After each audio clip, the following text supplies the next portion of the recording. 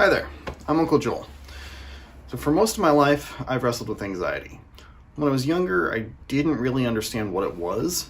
I just knew I had difficulty where other people seemed to have, a much easier time. Social interaction was much more difficult for me. I had a harder time making friends than most people, and I found myself getting overwhelmed and having emotional breakdowns in times that just didn't make sense to me. And the more the time's gone on, the more I've come to understand it. Through a long series of introspection and just really analyzing myself, I've come to recognize the anxiety for what it is. Now, at this point, I have not been diagnosed with anything. I've not seen a doctor or a psychiatrist or a therapist in any form. So it's possible that I might be misdiagnosing, but I've done a lot of work on just analyzing myself and the way my mind functions and the way I interact with people, and I've come to recognize certain patterns within me that have really helped me understand when things are difficult, why and how, in such a way that it has made it significantly easier either to avoid such situations or develop coping mechanisms on how to work through them. For example, I always got really overwhelmed when I would go to parties, and I would come to the brink of having panic attacks, and I really didn't understand it. So what was causing these panic attacks? What was so difficult about hanging out with a group of friends that everybody else seemed to just be able to do easily? And the more time went on, I came to recognize there was a sensory overload happening, where it was almost like running a computer and having too many windows open. My brain is trying to process all of it at once. There's all this different noise going on. There's video games in one corner and lights going on over here and different conversations, and I can hear all of it, and it's like I'm trying to process all of it at once to the point that my brain just shuts down and doesn't know what to do anymore. I also found that the better I know people, the less that effect is, because that familiarity helps me connect with them and helps me be grounded more. So for instance, if I'm on my own, I can be totally comfortable and, do whatever I want, play video games, write, read a book, watch TV, do whatever I feel like.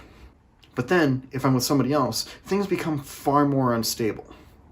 If I know someone really well, and I'm really comfortable with them, and our personalities just connect, then I can function very similarly to how I function when I'm on my own. It's like that one-on-one time is totally fine. If I don't know someone very well, my brain starts revving up, and then it just goes into overdrive of, okay, how do I connect with this person? I've got no data to work with, and I've got to find some way to interact. This is not a conscious thing. I can't help it. Try as I might, I can't stop it either.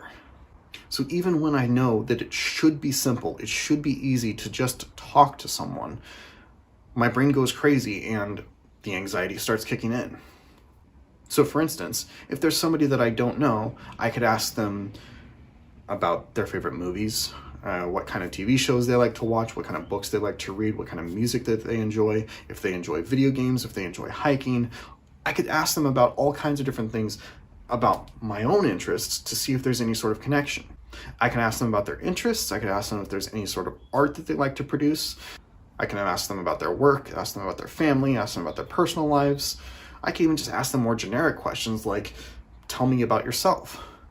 And yeah, it's easy for me to come up with all of these in this moment when I'm on my own, recording a video. But when I'm in person, when I'm faced with a situation where those questions would be useful, my brain shuts off. I can't produce those kinds of questions. It's very frustrating, but I can't help it. So similarly, I can function okay one-on-one with somebody that I know well. I can manage with someone that I don't know well, even though the anxiety starts creeping in.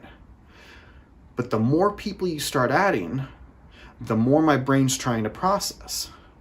So if I know how I interact with John, and I know how I interact with Katie, But then you give me John and Katie together, my brain doesn't know how I interact with those two. And they interact in different ways, so how do I make those align? It becomes very difficult, and the anxiety can start to build, even though I know each of them really well. Now, over time, when I interact with people in groups, it becomes much easier because I become more aware of how I interact as a group, but they're very different situations, and I have to process how I interact person to person and how I interact as a group. Likewise, if you introduce people that I don't know, it becomes more difficult. So the more people there are, the more difficult it becomes, and the less I know a person, the more difficult it becomes. So when you add more people that I don't know well, it doesn't just add together, it's exponentially more difficult. And my mind just works itself up more and more intense to the point that it becomes overwhelming and I cannot handle it and I cannot process things properly. There have been multiple times that I've set out to attend a group event with a bunch of people that I don't know very well, but I know them well enough to know what their intentions would be. So in these situations, I can confidently say that the worst case scenario would be that I attend this event and I don't connect with anybody and I leave feeling like I wasted a couple of hours. Literally, that would be the worst possible scenario. And yet, the closer I got to arriving at the destination, the more my mind went crazy, to the point that sitting outside in my car, I can't even turn the engine off because I'm nearing a panic attack. And in many of these situations, I just left. I didn't go because I couldn't handle it. My brain was just so overwhelmed that I didn't know what to do. And there have been a few times that I've pushed through and attended anyways, and the entire time I'm sitting there just barely holding it together. And it turns out I was correct. The worst thing that could happen was, a couple hours wasted. Not a big deal. But it doesn't matter how rationally I can look at it.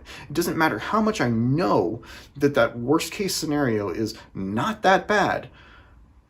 My mind gets overwhelmed and I frequently just can't handle it.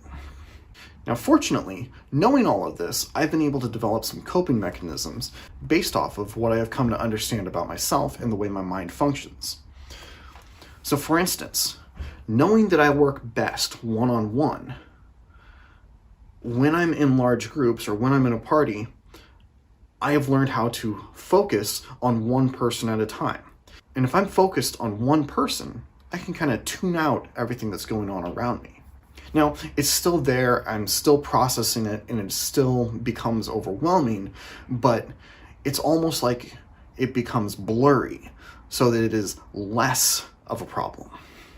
And really what this does is it goes from having the entire situation just drain my energy and make me lose my mind in a sense. Instead, it slows down that energy drain. I go from, okay, I can only be here for a few minutes and then I'm going to lose my mind, to, okay, if I'm focused on this conversation, if I'm focused on connecting with this person, I can make it a little while and then I'm going to need to leave because it's going to get to be too much. It's going to get to be overwhelming. So that point of getting to be overwhelming is always going to be there. There are just tricks that I can use to push it back a little bit. Now, this social anxiety can be especially difficult for me in new situations. For instance, not long ago, I moved to the UK where I know my wife and that's it. So I'm having to work on developing new connections and my mind just struggles with it. It's going to be a long, slow process. I'm confident that if put into the right situations, I can do it and I will have friendships here eventually, but I feel like it's going to be a lot longer than it would be for most people. And really, I'm not entirely sure why I'm making this video. I think a large part of it is because it's something that's on my mind constantly, and so it helps me process it by getting it out. Also, I feel like it will help a lot of people understand me better. So in a sense, when we are spending time together, you might recognize, oh, he's having difficulty right now because his mind's getting overloaded. there's too much that he's trying to take in. Or, oh, he's being quiet right now because he's processing. Or even simply, it might help you recognize that I'm not asking questions, not because I'm not interested, but just because my brain is shutting down. And ultimately, even if I don't benefit from making this video whatsoever, even if it doesn't help my interactions with other people, even if it doesn't help other people understand me better, there's the possibility that there are other people who watch this, who deal with anxiety, who might benefit from it. And if you can recognize within yourself the sensory overload, then it will help you understand why going to, say, a loud house party is too difficult for you. Or provide possible solutions on how to attend a house party, such as hanging out outside away from all the music and the chaos. Or finding somebody that you know well to kind of latch onto and use as your anchor. Whatever the case, I have found it is very good to be open and talk about this sort of thing.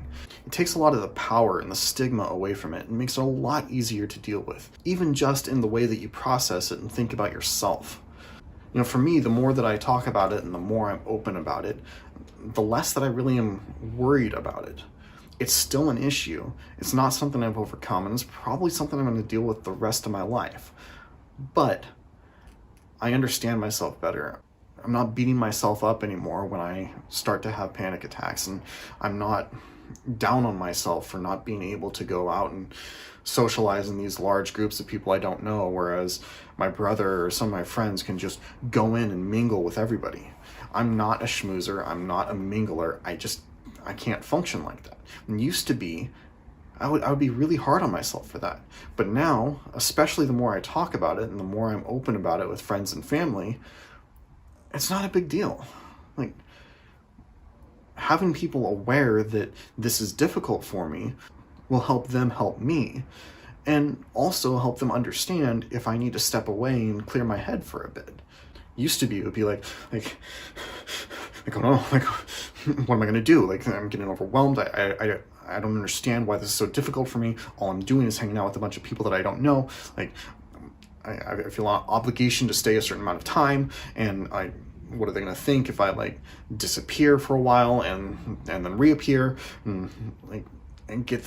I just got so self-conscious about the appearance of it and not understanding what was going on that it made it to where I never wanted to do anything with large groups. And now, okay, I know how to cope with it, I understand it, and if people don't like it, that's really not my problem. I have to do what I have to do in order to not have those panic attacks. And so it's become significantly easier to work through these things, or to know how to cope with it when it starts to become an issue, and even to a point, prevent it from being so much of an issue. And for instance, even just talking to the camera like I am now was difficult for me for a little while. I had spent a bit of time with a couple of friends making videos, and one friend in particular has a YouTube channel, and I'd go to his house and we would make videos together. And at first that was very difficult for me, but then I got comfortable with it because he and I were having a conversation, and I just kind of ignored the fact that the camera was there. And then I started making my own videos, and I didn't have someone to focus on. And it became overwhelming, and it was very difficult. And I had to have scripts right in front of me to read off verbatim. Otherwise, I would get overwhelmed, I'd get tongue-tied, and my brain would just shut down.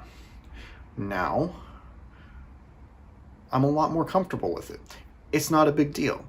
Essentially, I can act like I'm not talking to anyone, because all I'm talking to is the camera. But yeah, this was all a bit rambling. It's very unfocused. I understand that. I may do future videos that are a bit more focused on this subject after I kind of work through what I want to say, if there is anything more I actually want to say.